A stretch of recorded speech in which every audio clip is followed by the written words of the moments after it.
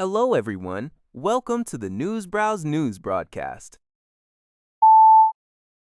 So, Yonhap News Agency. The largest umbrella labor unions of North Korea and Russia have signed a memorandum of understanding on friendship and cooperation, North Korea's state media reported Wednesday. Rai Won-jong, head of the General Federation of Trade Unions of Korea, and Sergei Chernogayev, head of the Federation of Independent Trade Unions of Russia, formalized the agreement during talks held in Pyongyang on Tuesday. The discussions focused on expanding and strengthening exchanges and cooperation between the two countries' trade unions, reflecting the new stage of North Korea-Russia friendship. The Russian delegation, representing a union with approximately 19 million members, has been visiting North Korea since Monday.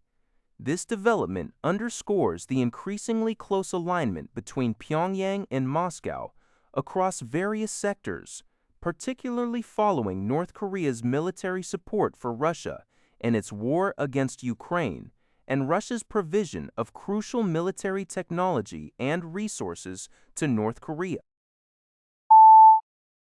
According to Yahoo News, a former student carried out a shooting at a high school in Severek, southeastern Turkey, on April 14, injuring at least 16 people. The 18-year-old suspect used a shotgun to fire indiscriminately within the vocational high school in Şanlıurfa province. Governor Hasan Sheldak reported that the assailant died by suicide with the same shotgun after being cornered by police. CCTV footage obtained by the IHA news agency showed the individual, armed with a long gun, entering the school building and opening fire. The attack resulted in injuries to 10 students, 4 teachers, 1 cafeteria worker, and 1 police officer. While most of the injured are receiving treatment in Severek, 5 individuals, a teacher and students with serious conditions, were transferred to a hospital in the provincial capital. The motive behind the attack is currently unknown, and the suspect reportedly had no prior criminal record. School shootings are rare in Turkey, and the school in question had been declared safe without permanent police security. Local media had reported that the suspect hinted at the attack on social media beforehand. Earlier reports also stated that all students were evacuated, and police special forces were deployed after the suspect refused to surrender. 联合早报 reports that Norway and Ukraine are set to strengthen their bilateral defense cooperation, a move that will include the production of Ukrainian drones on Norwegian soil.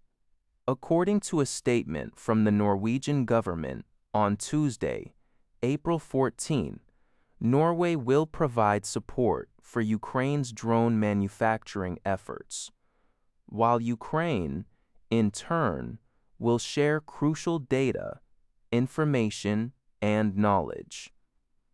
Norwegian Prime Minister Støre, speaking alongside Ukrainian President Zelensky in Oslo, highlighted the importance of Norway learning from Ukraine's hard-earned experience in defending against Russian aggression.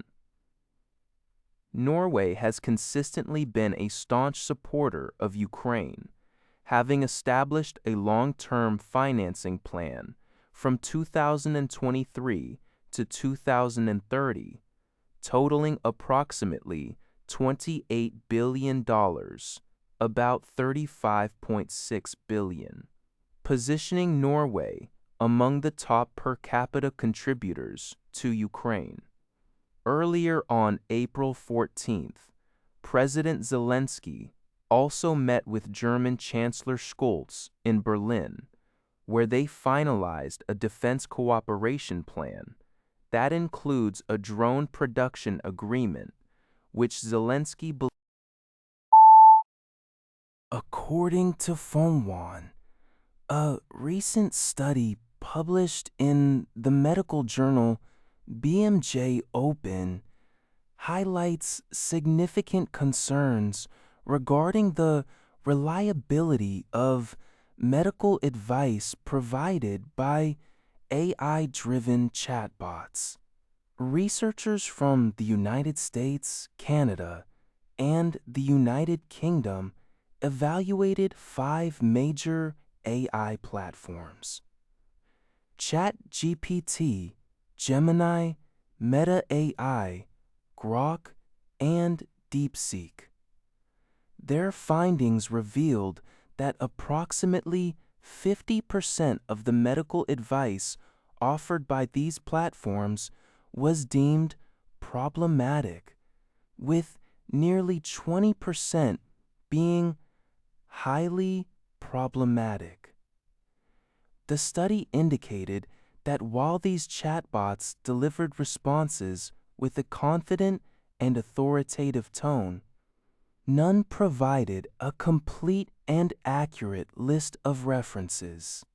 Furthermore, they exhibited varying performance across different question types, performing better on closed-ended and vaccine cancer-related queries, but worse on open-ended questions, and topics like stem cell research and nutrition. This research underscores a growing apprehension.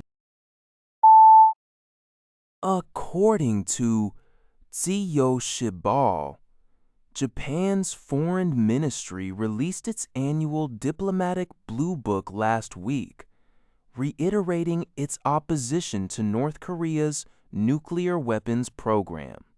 In response, North Korea, via a KCNA statement on April 15th, condemned Japan's stance as a serious provocation against its sovereignty, security interests, and right to development.